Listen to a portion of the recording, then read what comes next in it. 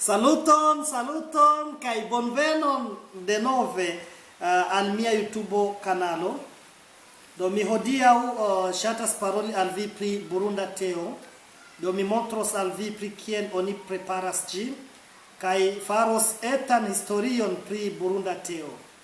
Do por komenci mi ŝatus unue dividi kun vi la historion de nia burunda teo.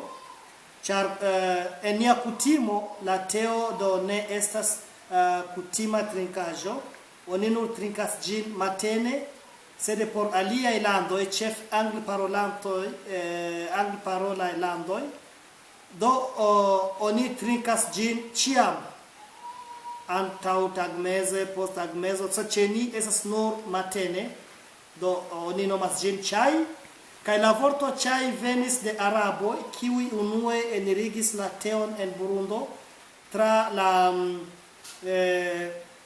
bordo de Tanganyika, do ili venis de Tanzanio, de Zanzibaro, kaj por komerco kaj ili kunportis la teon.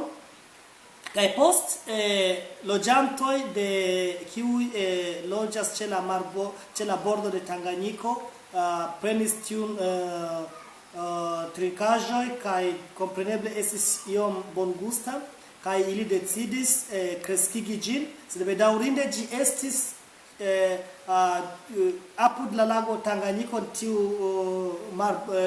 tiu Tanganyika bordo, do ĝi ne povis kreski ĉar tie estis tre varme, do oni klopodis ankaŭ planti ĝin en aliaj montara regionoj kaj tie ĝi kreskis. Do ekde tiam ekis la burunda teo, kaj en jaroj 1963, tuj poste la sendependiĝo de la lando, do tiu teo estis adoptita kiel oficiala trinkaĵo kaj estis starigita en 1971 OTB, kiu estas nacia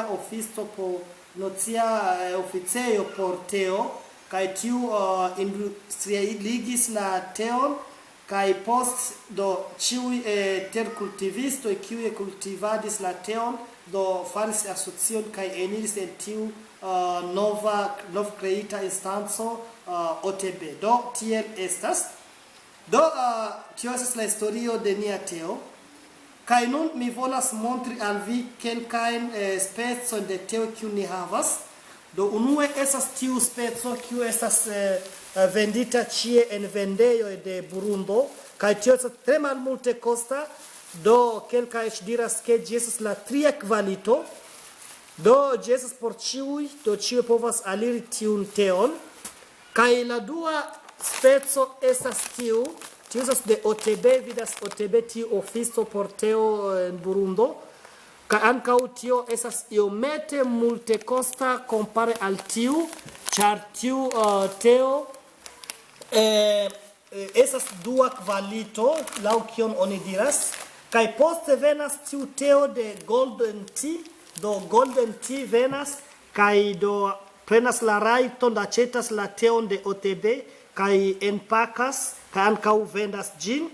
Kaj poste ankaŭ mi montros al vi tiun teon kiu estas por riĉuloj en Burundo, do ĝis la unua kvalito, kaj tio estas ankaŭ de Golden Tea, do Golden Tea prenas la teon kaj enpakas en malgrandaj saketoj, kaj tio adaptigas al la bezono, do mi montros kio estas en tiu skatolo. Do tio estas de Golden Tea, do ancora estas nova kaj mi devas ĉion ŝiri por montri al vi saketojn kiuj estas ene, kaj en la saketo ankaŭ estas alia granda sako por protekti, do vi vidos ke estas tiel, do tiu ankaŭ tio estas tre rapida, povas rapide uzi tion. Do tiuj estas specoj de teo kiun mi montros al vi, kaj kompreneble estas pluraj specoj, sed ili ĉiuj estas aĉetitaj de OTB, sed por tiu kiel vi vidas, estas klasik aroma, do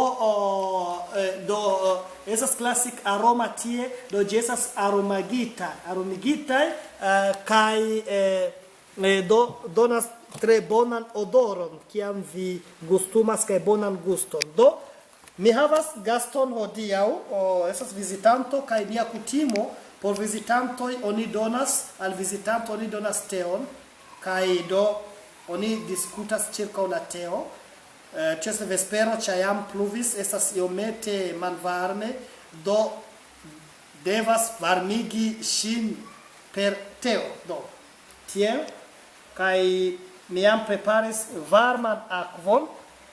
Do mi faras tiel, mi plenigas la tason.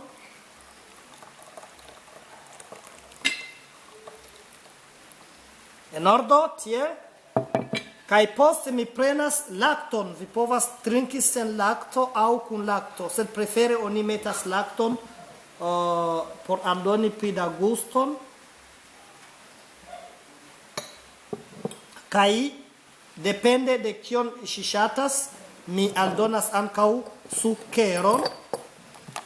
Mi aldonas sukeron.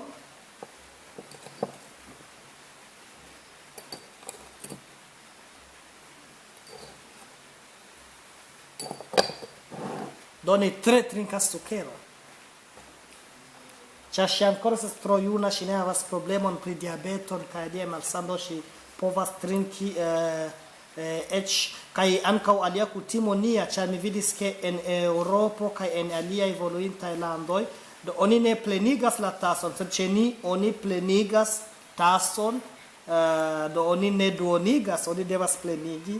Tio estas nia kutimo ankaŭ tiel, do kiam venos al Burundo, se oni donos al vi akvon, oni plenigos, se oni donas al vi teon aŭ kafon, oni ankaŭ plenigos. Do, Anik, vi povas gustumi la burundan teon, kaj estas tre bongusta. Dankon. Bone, dankinde. En ordo. Do, nun, tio estas la unua etapo por prepari tiun teon kiu venas en tiu speciala skatolo kun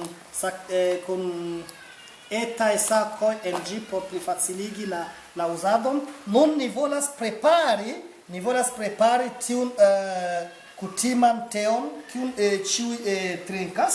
Do ĉi tie mi havas vazon, tion, bone, kaj depende de kion mi volas prepari, mi prenas iom da kvanto de teo kaj metas en mia ujo por varmigi. Do mi tio estas kiel 2 aŭ 3, mi ne scias, kaj tie por pli rapidigi mi aldonas malvarman akvon. Tamen mi povas eĉ uzi do mi aldonas varman akvon. Mi povas eĉ uzi malvarman, ĉar tio tuj rapide varmigos. Kaj tiel, kaj atendas iom da tempo por ke tio estu preta. Do estas tiel, kaj tiu teo guste ne estas sama kiel tiu kiun mi ofertis al fraŭlino Anik. Ĉar tiu, kiel mi diras, ĝi estas tre multekosta, ĝi estas iel aromigita kaj ankaŭ ĝi estas la unua kvalito. Kaj ĝi estas la tria kvalito, depende de via mono, depende de la bonfarto de via poŝo, do vi aĉetas kion vi povas. Tamen tie estas por veraj gastoj, ankaŭ por, kiel mi diru, por homoj kiuj havas tre altan vivnivelon. Do estas tiel, do atendu nian kuirata teo, kaj ni vidos, kaj ni aldonos ankaŭ sukeron kaj lakton. Do sed estas konsilinde kuiri ĝin kun la sukero, ĉar ne kuirita sukero ne estas bona. Do estas tiel, do vidiĝas ke nia teo jam estas preta. Do mi prenas kaj povas jam meti en mia la vaporo iomete, do bone.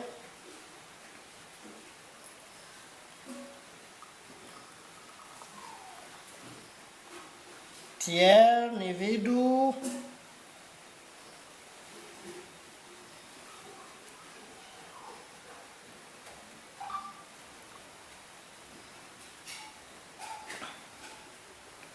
Do vi povas jam rimarki tre belan koloron de la teo, malgraŭ ke ĝi estas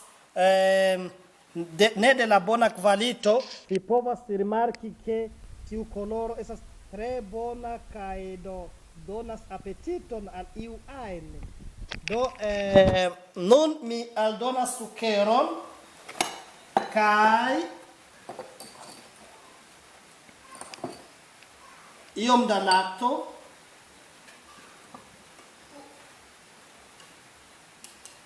Kaj ni vidu kiel nun aspektos post aldono de lakto.